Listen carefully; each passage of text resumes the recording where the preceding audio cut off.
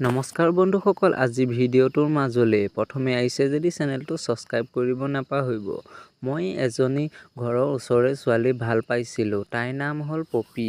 দেখিবলৈ বহুতেই ধুনীয়া। তাইৰ বয়স প্ৰায় 24 বছৰমান হ'ব। তাই আমাৰ ঘৰলৈ প্ৰায় আহি থাকে ভণ্টিক বিচাৰি আৰু মই তাৰে সুবিধা লওঁ। তাই আমাৰ ঘৰলৈ আহিলেই মই তাইলৈ চাই থাকোঁ। মোৰ তাইৰ প্ৰতি মৰম ভালপোৱা বাঢ়িবলৈ ধৰিলে। তাই সঁচাকৈ মৰম লগা।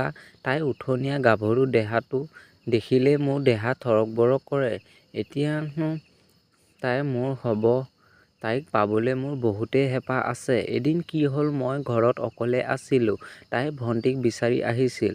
মই বিচনাতে বহি আছিলোঁ। তাই ক'লে, "জুৰি নাই নেকি? ক'লৈ গ'ল?" মই ক'লোঁ, "তাই তোমাকেই বিচাৰি গৈছে হোলী খেলিবলৈ, পোৱা নাই নেকি?" তাই ক'লে, "নাইচোন, ক'লৈ বা গ'ল?" আৰু তাই ক'লে, "তুমি আছা নহয়" বুলি কৈ মোৰ মুখে চুখে ফাকুৱা লগাই দিছিল আৰু মোৰ খং উঠিল।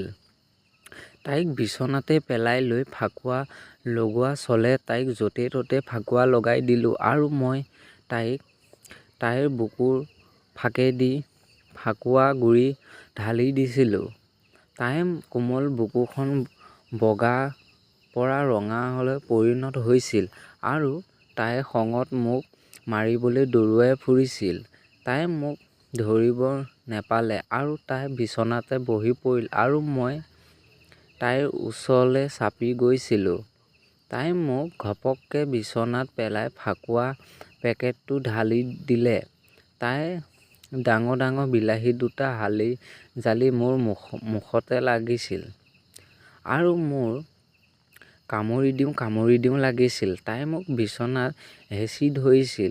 এনেকৈ মই তাইৰ লগত ধেমালি কৰিছিলোঁ। এদিন মই তাইক পতাই ল'লোঁ আৰু তাই কোনো নথকাত আমাৰ ঘৰলৈ আহে আৰু আমি দুয়ো বহুতো মজা লওঁ। প্ৰায় আমাৰ 2 মাহমান হ'ল। তাৰ পাছত তাই আহি মোক এটা ডাঙৰ কথা কৈছিল আৰু তাই ক'লে মই প্ৰেগনেণ্ট বুলি।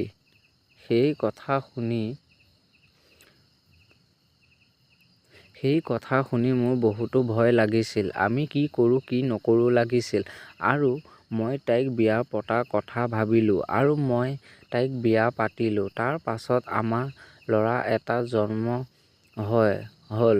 বন্ধুসকল, এনেধৰণৰ কাহিনীসমূহ শুনিবলৈ চেনেলটো ছাবস্ক্ৰাইব কৰিবলৈ নাপাহৰিব। নমস্কাৰ বন্ধুসকল।